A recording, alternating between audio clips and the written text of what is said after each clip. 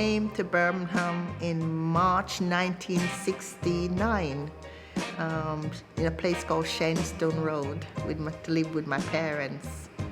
Having arrived from Jamaica, I find England to be cold, dark, and quite dingy, not open-eared and sunny like where I was coming from. And because I'm so used to the warmth, I find it quite frightening and at the same time excited because I was coming to my parents. So I find myself going to school, Stanmore Secondary School, by the way, in Edgbaston, and it was my first time. I find that it was a little alienated because I didn't know anybody.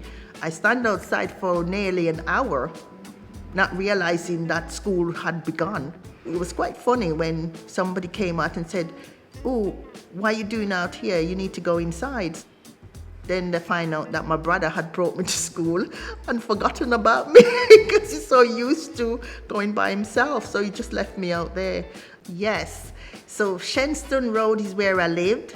Then I walked to City Road to school. The exercise that we need to do was to go to the reservoir. And we used to do the long run around the reservoir. So it wasn't just go to the reservoir. We had to run around there in your little shorts. So, you know, it was cold and free. But the idea was for you to run. First time encountering the Tower Ballroom was this great massive building sitting on the corner. And as you looked up at it, you see people going in and coming out. But that was a place that you wouldn't go into. And so the Tower Ballroom was always my focus when I was running. I would run really fast around the reservoir just to get there to have a look at this beautiful building. And it was one of those places that you know you couldn't go into, but you long to go into it because all those people coming out of there, they're looking like they were dressing their fineries. For me, I love looking at these things because I love dressing up, but you know, you couldn't dress up at that time because you was only a child, but you watch these people going in and coming out. Just keep counting in your head, one day I will be able to do what they're doing. That one day actually came when we had an invitation to go to the Tower Ballroom, and oh my gosh, I was so excited because I was still young. This time now, I wasn't a child, I was a big person, you know, being invited to attend someone's wedding. And I looked for the prettiest dress I could find, really nice, wearing stiletto heel for the first time and going somewhere special. But you make it special, and when you got inside, you just go, amazing. And it was magnificent. It was magical. You feel you could make yourself relax. Reggae was the most important thing that I used to love listening to. Bob Marley was another one, yes. Ken Booth. I'm going to be honest with you, right? There was a lot of guys who caught my eye. But the guys caught my eye, and I looked for guys who were slick, guys who had good groove. So yeah, a couple of guys caught my eyes, but unfortunately it didn't go anywhere. You name it, the Tower Ballroom had it. For watching boxing, for dancing, bringing my children around there and showing it to them was also an excitement as well, because they also grew to love it like I did. And then we find the sadness when I look at the building and it was decaying. It was like it lost its magic. No love was coming out of it anymore.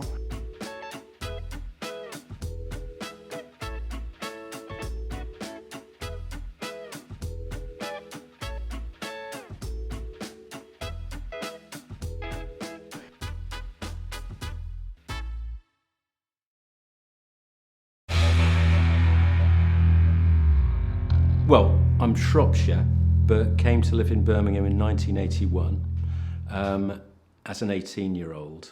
And I lived here until 1984.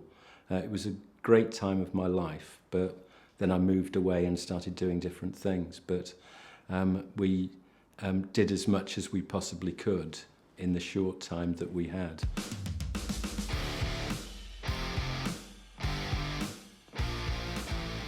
I love Birmingham, beautiful city, and we had really special times here. We were party animals. I'd been gripped by the punk rock bug.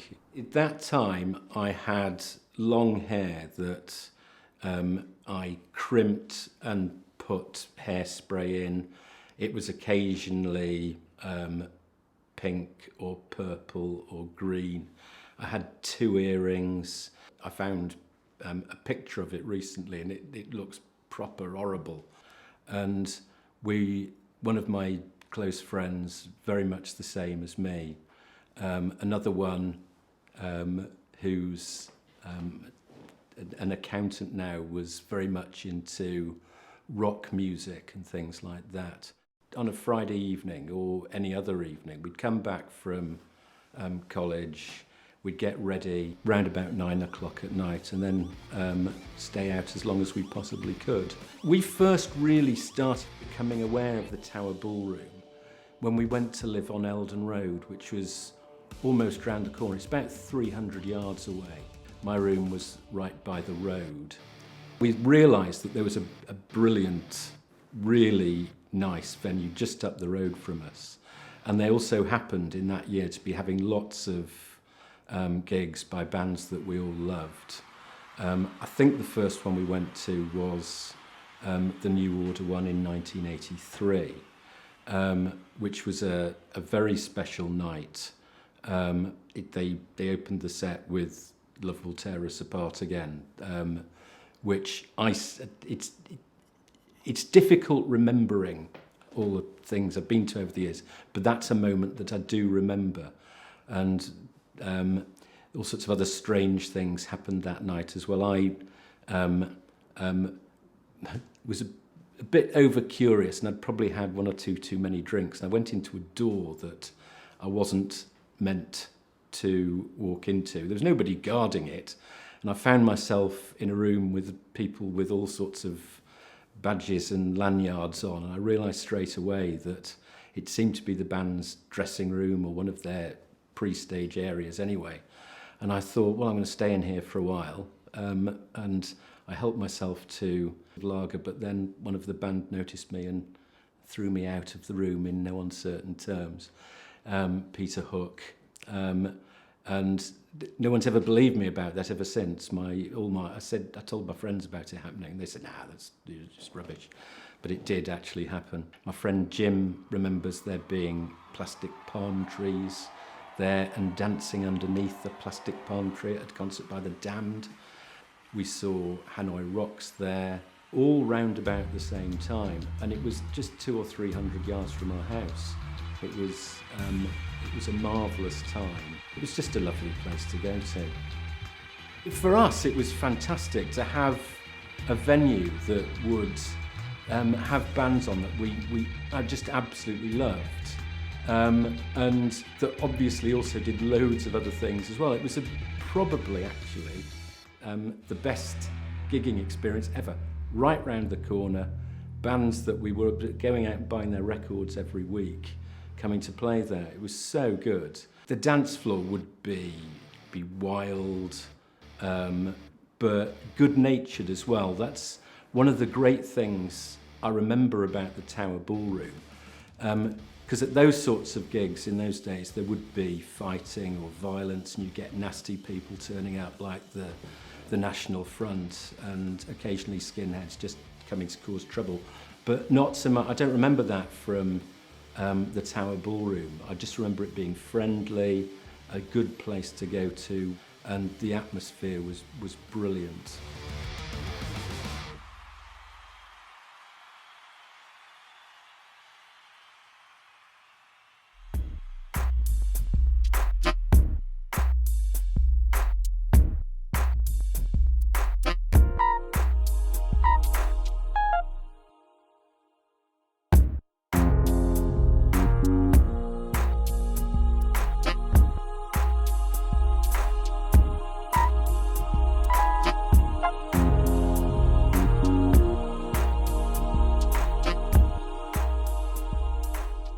Colonel Red was a direct reaction to all my musical experiences coming through late 70s through the 80s into the 90s.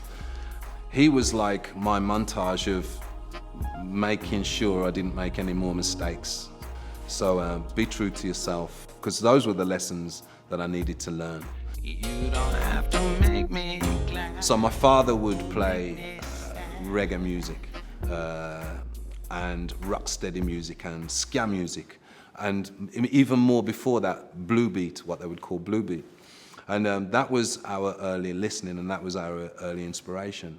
My older brother, who was kind of a soul boy, started to bring Stevie Wonder and Marvin Gaye, Parliament, Hawaii Players, and those influences were quite shocking, and because they challenged the early listening. So I kind of leaped from the early reggae music to then what would be the soul music, and we was listening to music on vinyl, so there was something different about that, because we'd be listening to music and looking at the albums at the same time and making the connection and the identity between the two. So that was a large part of my listening. And I always listened. We had Desmond Dekker, Clancy Eccles, Prince Buster, all of these, but in their original form. When I started to pay attention to lyrics with music was when I first heard Marley. That completely turned me around, and that's when I started to listen and really listen to what was being said. And it wasn't just Marley then. I started to listen to other artists like Fred Lux, Burning Spear, U-Roy, Tapazuki, and that's when I switched on to lyrics. And pretty much from the age of 10 right through till I was about late teens, I only really immersed in roots music because of its lyrics, and looking at the albums and identifying, especially being mixed race, because a lot of my identity was connected to school. So I was at primary school where it was predominantly white, and I never thought anything of if I was the same or different to anyone else.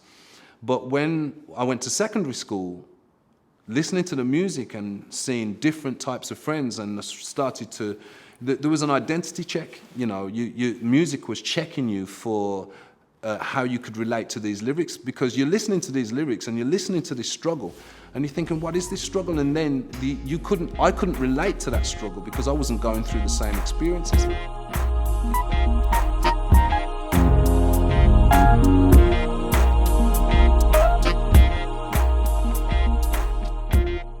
I didn't actually know it was the Tower Ballroom when I was younger. I found that out later.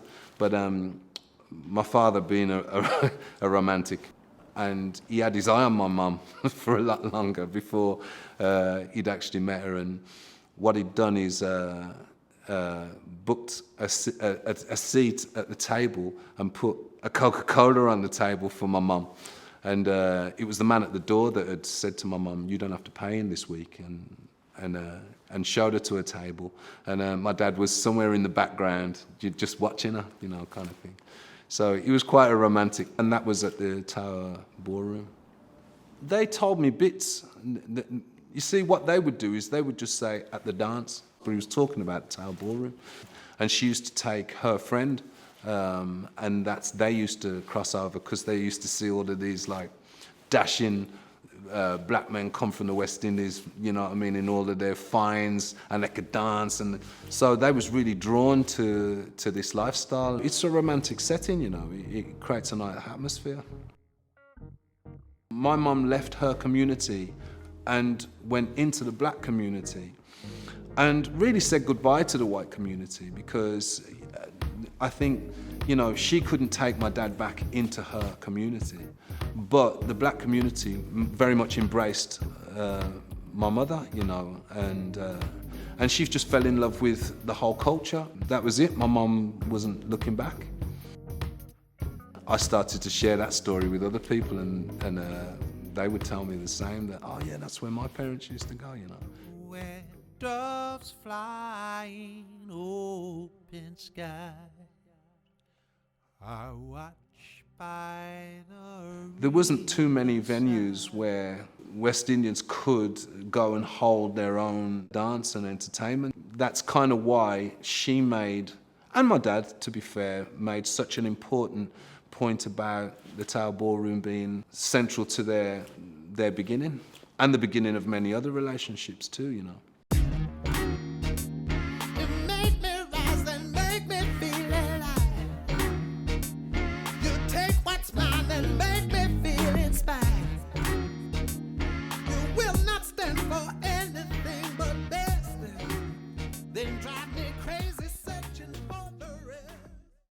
I first went to the Tower Ballroom when I was 13, and they had a Saturday disco for school children. So you start from when you're 13, 14, and you go to a place like that, and it stands you in good stead for nightclubs, because you think you want that rush, the feeling of somewhere nice and music and dancing. It stays with you. I was always cheeky, always got into trouble. I was very, very shy at school, and you become loud when you're shy to make up for it. So you try and make everyone like you, and you try and be funny all the time. And I've been told off a few times for telling jokes in the most inappropriate places. Edgbaston and Ladywood were my stomping grounds, but people were genuine. You had neighbours that would help each other. It was just a nice area to grow up. Everyone knew everyone else because I went to a Catholic school. But it was mostly church and mostly people who went dancing and, you know, just a lovely area. We've all got rose-coloured specs and we pick out the bits we like. There were problems, there was trouble. But you could leave your door open. Not, you know, if it wasn't as bad. Was it? We say it wasn't as bad as it is now, but I think it probably was. We just don't remember it. People were nicer, I think. I mean, they were less greedy, less materialistic. They hadn't got very much, but they shared. If they'd got anything, you could have it. So I think, in general, people are people, aren't they? I never did do sneaking because my dad was very, very strict. He'd have been very disappointed. I was allowed to go out to jazz clubs when I was 17, but I had to be home for 10. Now, if you've ever run from Digbeth all the way through town, up Hagley Road and down to Ladywood, ever, and got home by 10:20, then you'll know why I used to be thin. And then the nightclub scene started for me around about 1975, 76. And we used to go to all of the ones along the strip. We'd start off at the top end of town, Peppermint Place and Faces and places like that, and then end up down in the town. But Saturday nights was reserved for the Tower. The getting ready, I had a best buddy, and she would bring a bottle of pink fizz, and I'd supply the brandy, and we'd have whatever those are called. Are they called Wicked Ladies? A mixture of brandy and pink champagne, and we would take till 10 o'clock just to get ready. Eye makeup, lining the lips. We looked like Pamela Anderson, or thought we did. And then around we'd go, and it would be raining, so all the curling came out in the rain, and we'd get round there, and we'd start dancing, and we didn't care what we looked like when we got round there. It was just nice, because it was the family event, the Tower, all the girlfriends and birthday parties and stuff like that. The best thing about the Tower was, if you went at 6 o'clock at night, you could do ballroom dancing. And then it wasn't until about 9 o'clock when the disco started. that people started doing the ordinary sort of dancing rather than ballroom. They catered for all tastes there. But I used to like nightclubs in general. I think eating out and drinking is most people's favourite pastime, isn't it? It was posh. You thought, oh, look at the water. Boats, oh, very nice, yes, lovely. And you know the best part about the tower, apart from the fact you could go to one of the little side rooms and eat a burger at any time of the night, it had a very, very posh ladies' loo. It was like something out of Paris. Beautiful. It was really nice. And those palm trees were legendary. I think they must have been thick with dust. We tried to buy one when we knew that they were being sold off, but I couldn't get one. I really wanted one. I would have put it in the garden. In my estimation, they were good. They were good memories. I don't recall any trouble, ever. Oh, there was one time when a friend of mine had taken a bottle of drink in her bag to save buying, and she was frisked. And she was most upset because she hadn't got any money with her. But that's about the nearest trouble. Some people wore short dresses. Most women were on the look for a bloke. So they looked the best they could. Sometimes they fell short, which is sad. But, you know, that's what the tower was there for. It was for everybody. I met a couple of chaps there, but they didn't really materialise into anything. What you went for was a girl night, really. I personally didn't go looking for gentlemen there. We used to dance around our bags. We went for the dancing. A lot of people don't believe that, but we weren't looking. We were basically, you dance and you probably get a bit tiddly. You just remember it as a good time.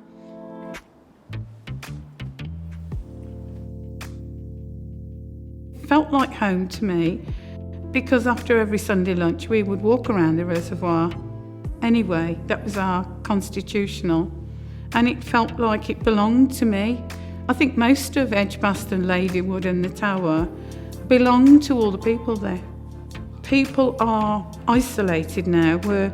We're uni persons. We isolate ourselves. People sometimes go to their flat, turn on YouTube or Netflix, and they don't see another person. And I think that's really sad. There was one chap, you know, that I remember very, very clearly. He was an older man. He was middle-aged, late middle-aged, and he would stand in a piece of a part of the dance floor, and he would slide, and then he'd slide back again. We used to call him Slider, and he wouldn't have anything to do with any of the women who tried to talk to him. He was there to dance, just sliding up and down, back and forth. There were some very odd people, but they were doing their own thing, so they were left alone, and that's why they went. My best memories with the girlfriends, having a girly night and looking the best you can, being chatted up and going, you must be joking, you. No, we weren't like that really. No, but my best memories, no, just having a lovely time there. Really nice.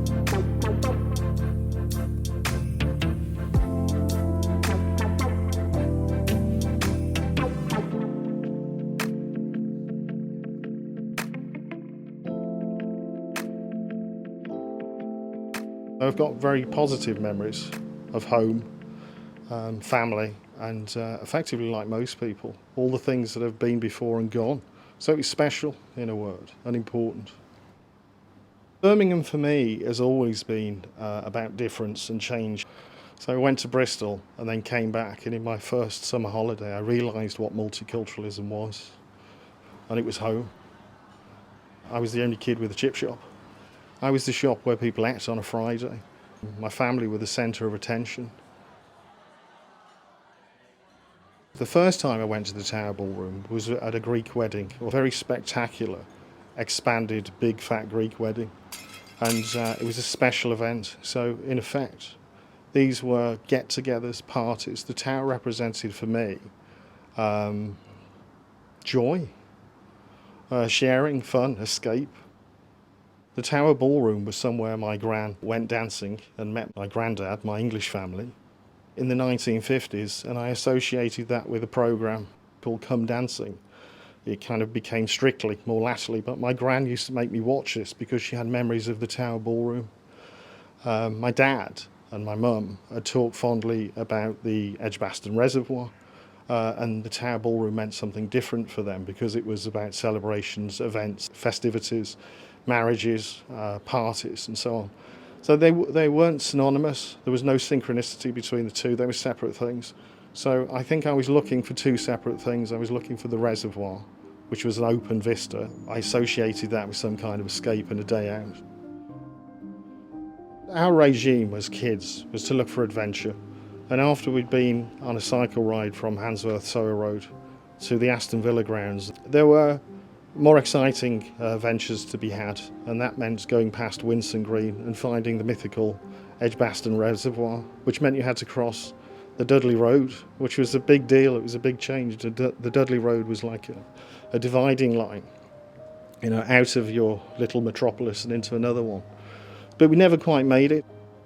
So by the time I made it, there was no foliage, and there was just this kind of rank desert with pop cans in the middle. In effect, it was 1976.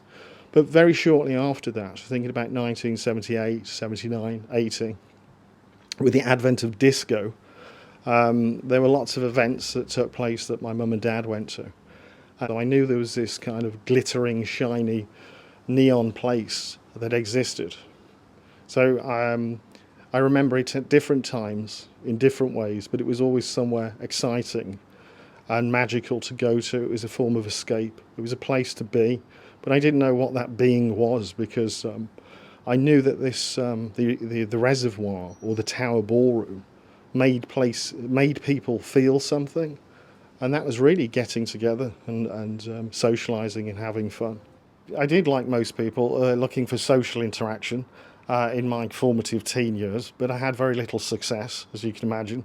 But this was the 1980s, and it was a very different place. So in effect, the Tower Ballroom represented different stages of your life, some of which were shiny and exciting and magical as a kid, and some were less magical and slightly darker and more melancholic, I think. Faded glory, the aesthetics of a fading building that had seen better times, but nonetheless was the home for play.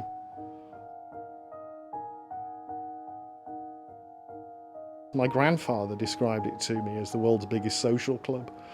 So I think that was interesting. So it's somewhere that meant something different to everybody.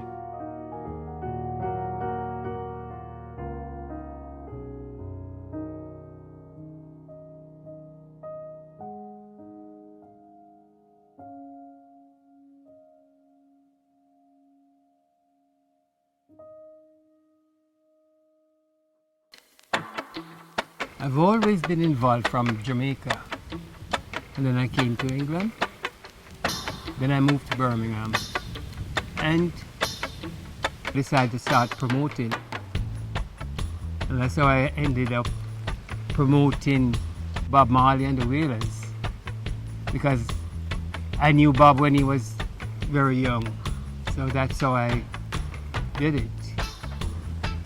Well, I did Burning Spear at the Tower Ballroom, but I did other acts in other venues.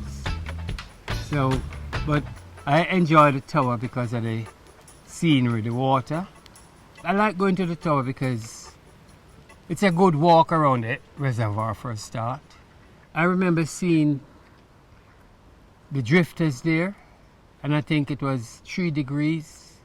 I can't remember all of the bands that played there because I'm always busy doing my own promotion. Well, you have to go and see the manager, and then they vet you. They're not just renting a place for a night to you because you want to do a promotion. They want to know what you did and all your track record. You just couldn't just go and just put your money down and say, I want to hire the Tower Ballroom. Probably for weddings. But to put on a concert, they had to find out what you did before. There weren't much issue about black people coming. At that time, people value the cultural exchange from Jamaica to here because we were devoid of that when we came. Otherwise, it just was a blues party, you know. So going out to the tower, you get dressed up, put on your finery, and you go. Nice suit, and ladies get your nice dress and go to a concert. So, yeah, and you have to get good places for them.